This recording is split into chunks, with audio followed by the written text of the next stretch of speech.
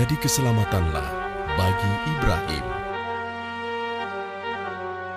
Bangsa Babilonia adalah bangsa yang tidak mempercayai Allah. Mereka justru menyembah bintang-bintang. Salah satu dari bintang tersebut adalah Marduk, yang merupakan bintang terbesar dalam pandangan mereka. Para imam membangun kuil suci bagi Marduk. Selain Marduk, mereka juga menyembah Namrudz, raja mereka. Siapakah Tuhan kalian? Engkau, wahai Namrudz yang agung. Siapakah Tuhan kalian? Engkau, wahai Namrudz yang agung. Siapakah Tuhan kalian? Engkau, wahai Namrudz yang agung. Bagus. Kalian orang-orang yang cerdas. Akulah Tuhan sekalian alam. Demikianlah keangkuhan seorang Namrudz. Ia merasa besar dengan kekuasaannya, dan ia benar-benar mengangkat dirinya sendiri menjadi Tuhan yang perintahnya harus ditaati. Sampai pada suatu ketika dalam sebuah pertemuan agung dengan para peramal, salah seorang di antara mereka menyampaikan, Yang mulia, sebagaimana yang kami lihat dari posisi bintang-bintang, di negeri ini, tahun ini, akan lahir seorang bayi yang akan mengajak rakyat kepada agama baru yang akan meruntuhkan kerajaanmu. Berhati-hatilah, Yang mulia. Apa yang dikatakannya benar. Sebaiknya Yang Mulia segera mengambil tindakan. Baiklah, aku percaya. Mulai saat ini, semua bayi laki-laki di Babilonia harus dibunuh. Semuanya. tanpa pikir panjang, Namrudz mengambil keputusan yang sangat mengerikan. Serta-merta, ia mengerahkan seluruh tentaranya untuk membunuh semua bayi laki-laki di Babilonia. Sementara itu, di sudut kota Babilonia, tinggallah seorang pembuat patung terkemuka bernama Azar. Ia sangat terpukul mendengar perintah Raja Namrudz, Tuhannya selama ini. Dikarenakan istrinya tengah hamil tua dan tinggal menunggu waktu untuk melahirkan anak pertamanya. Wahai istriku, sungguh aku takut tentara Namrudz akan menemukan engkau dan membunuh anak kita yang akan terlahir nanti. Demi Marduk Tuhan kita, aku akan membawamu keluar dari sini. Kita harus bersembunyi hingga keadaan aman. Oh, baiklah. Kalau begitu, aku akan bersiap-siap. Wahai Namrudz yang agung, semua bayi laki-laki di negeri ini telah kami bunuh tanpa kecuali. Bagus. Namrudz demikian puas mendengar laporan tentaranya. Dia merasa aman sekarang. Tahun demi tahun pun berlalu. Anak Azar yang telah disembunyikan itu telah tumbuh menjadi anak yang kuat dan cerdas. Ia bernama Ibrahim. Suatu ketika, Ibrahim bertanya kepada ibunya, Ibu, tahukah engkau siapa Tuhanku? Ya ampun, kenapa dia bisa bertanya seperti itu? Akulah Tuhanmu, nak. Lalu Tuhan ibu siapa? Tuhan ibu, sudah pasti ayahmu. Kalau begitu, Tuhan ayahku siapa? Ibrahim, kenapa kau bertanya seperti itu? Tentu saja Namrudzlah Tuhan ayahmu. Lalu Bu, siapa Tuhan Raja Namrudz? Ya Tuhan, bagaimanakah aku harus menjawabnya? Jangan-jangan inilah anak yang dikhawatirkan oleh Raja Namrudz. Inikah anak yang akan mengubah agama dan kepercayaan masyarakat Babilonia? karena tidak puas dengan jawaban sang ibu, Ibrahim kecil pun keluar dari gua dan ia mencoba mulai mencari siapa Tuhannya.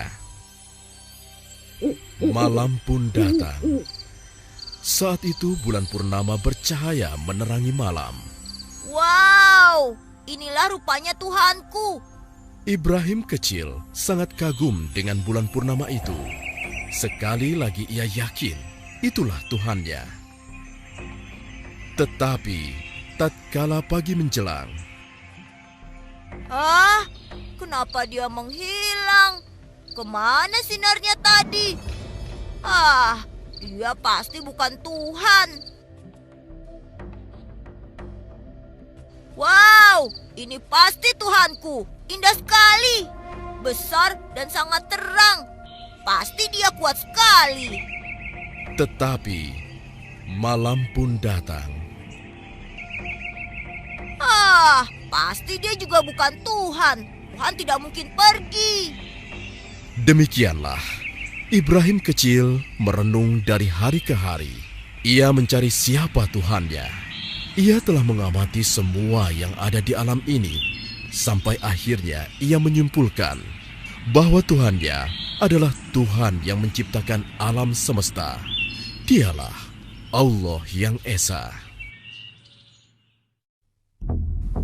Beberapa tahun kemudian, di usianya yang dewasa, Ibrahim pun diangkat menjadi utusan Allah. Beliau pun kembali kepada kaumnya di negeri Babilonia.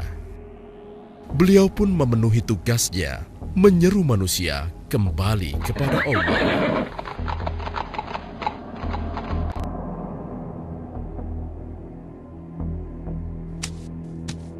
Wahai kaumku, kenapa kalian sembah patung ini? Bukankah ia tidak dapat mendengar, juga tidak dapat bergerak dan membantu kesulitan kalian? Tolong kalian Usir berpikir. saja. Biarkan saja dia. Semoga Allah memberi petunjuk. Wahai kaumku, keluarlah dari semua kebodohan ini. Tidak ada gunanya kalian menyembah semua patung yang ada. Ia tidak bisa menolong kalian. Wahai Ibrahim, ini warisan nenek moyang kita yang selama ini kita anggap suci. Kau hendak menghina nenek moyang kita. Aku tidak menghina. Aku hanya mengajak kepada kebenaran yang sesungguhnya. Kebenaran seperti apa yang kau maksudkan, Ibrahim?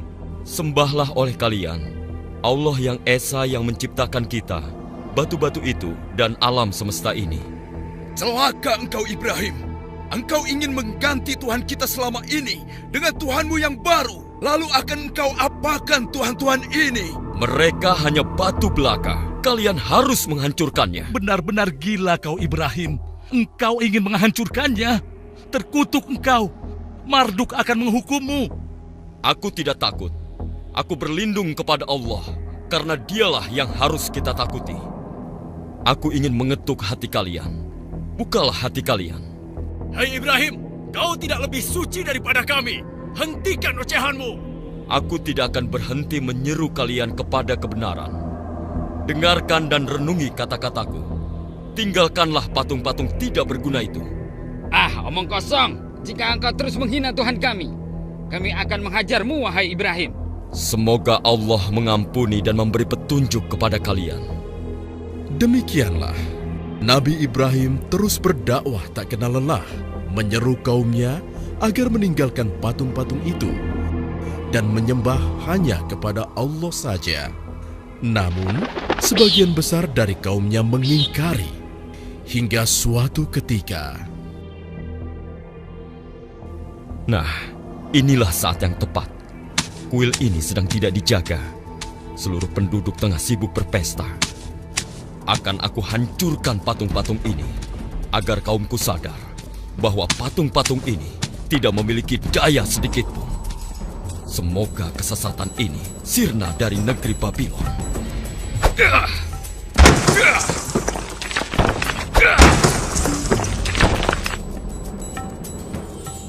Nabi Ibrahim menghancurkan semua patung-patung milik kaumnya, kecuali berhala yang paling besar yang disebut Marduk. Bahkan Nabi Ibrahim menggantungkan kapaknya pada patung tersebut. Kemudian, kegemparan pun terjadi.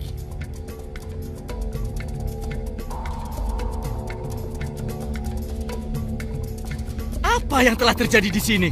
Kenapa Tuhan-Tuhan kita hancur begini? Siapa yang melakukannya? Hanya Marduk yang tidak disentuh. Lihat, hanya Marduk yang utuh. Wahai Itsar yang agung, siapakah yang menghina engkau seperti ini? Mimpikah yang kita lihat ini?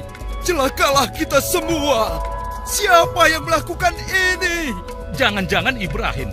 Karena hanya dia yang berniat melakukan hal ini. Kita seret dia ke sini. Betul. Seret saja dia. Ayo seret. Seluruh penduduk negeri Babilonia gempar. Mereka marah tidak menerima kenyataan yang ada.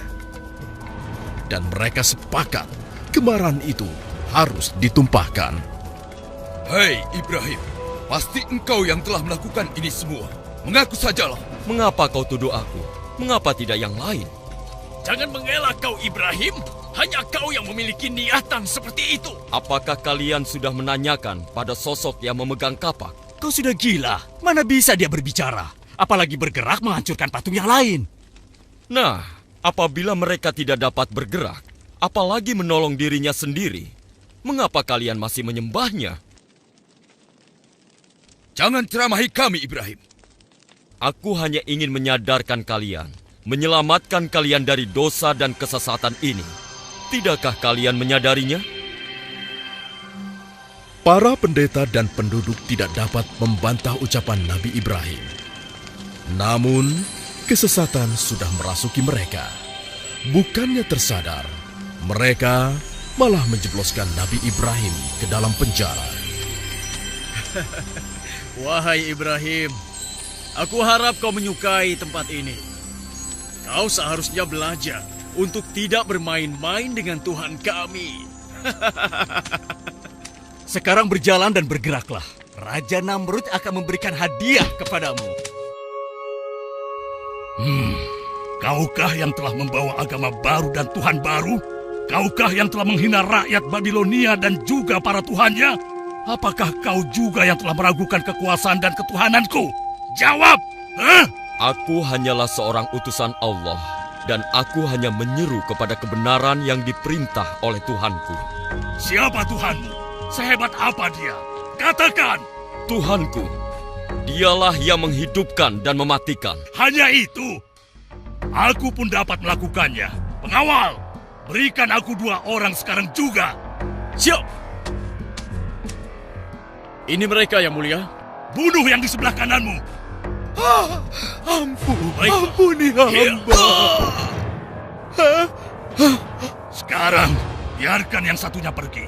Beri hadiah untuknya agar dia menikmati kedermawananku. Beribu-ribu terima kasih untuk engkau, wahai Namrud yang agung. Engkaulah Tuhan kami. Saksikan itu, Ibrahim. Aku bisa memberikan hidup kepada seseorang dan mengambilnya dari orang lain. Kini coba kau terbitkan matahari di sebelah barat, sebagaimana Tuhanku telah menerbitkannya di sebelah timur setiap pagi. Kau masih juga meragukan ketuhananku. Beraninya kau menghinaku, Ibrahim. Aku tidak bermaksud menghina. Jika kau memang Tuhan, kau pasti bisa melakukan apa yang kukatakan. Kurang ajar. Kau pantas disiksa. Pengawal, bakar dia. Bakar saja. Bakar saja dia. Betul. Siksa! Siksa saja dia! Siksa! Siksa dia! Siksaan dari Namrud! Siksa dia! Apinya besar sekali. Apinya sangat besar.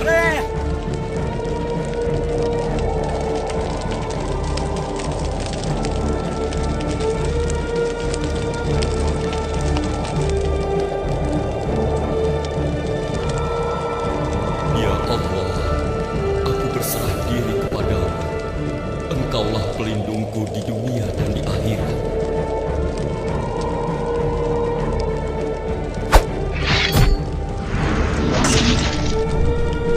Hasbunallah wa ni'mal wakil. Ni'mal maula wa ni'mal nasir. Wahai api, menjadi dinginlah dan menjadi keselamatanlah bagi Ibrahim.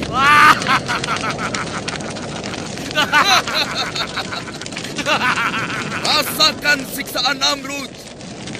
Ia yang menghukum penghina dan penentang Tuhan-Tuhan kita. Wahai rakyat Babilonia, penghina Tuhan kita telah dimusnahkan. Oleh karena itu, Raja Namrud telah menyiapkan pesta untuk kita semua. Bersenang-senanglah kalian. Begitulah rakyat Babilonia bersuka cita dengan dibakarnya Nabi Ibrahim. Namun, seiring dengan padamnya api, keajaiban terjadi. Ya Tuhan, lihatlah. Apa itu? Bukankah Ya itu Ibrahim? ampun. Iya, terbakar. tidak terbakar ya. Seluruh rakyat Babilonia terkejut. Ini kejadian yang sangat ajaib. Meskipun demikian, masih saja sebagian besar dari mereka mengingkari kebenaran yang dibawa oleh Nabi Ibrahim. Mereka bersama Raja Namrudz berlaku semakin kejam terhadap Nabi Ibrahim dan pengikutnya. Oleh karena itulah, Allah memerintahkan Nabi Ibrahim dan pengikutnya untuk hijrah keluar dari Babilonia. Setelah kepergian Nabi Ibrahim dan pengikutnya meninggalkan negeri Babilonia, turunlah azab Allah atas Namrudz dan penduduknya yang ingkar di Babilonia.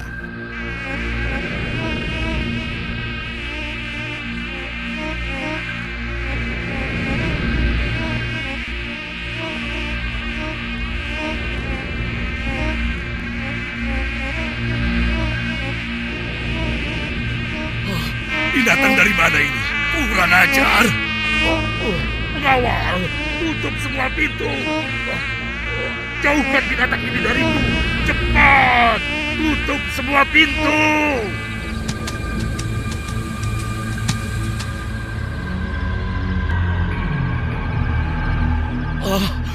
Mengapa bisa begini? Apakah ini karena Ibrahim dan Tuhannya? Hei, pengawal, pengawal. Aku sudah menyuruh kalian untuk menutup semua pintu dan jendela. Bunuh nyamuk-nyamuk ini, cepat! Raja Namrudz berteriak-teriak seperti orang kesurupan. Dia harus menghadapi serangan nyamuk, binatang kecil yang menjadi sangat berbahaya pada saat itu. Pengawalnya kebingungan, tidak mampu berbuat apa-apa. Nyamuk itu begitu ganas menyerang Raja Namrudz, sampai akhirnya seekor nyamuk masuk ke dalam otaknya.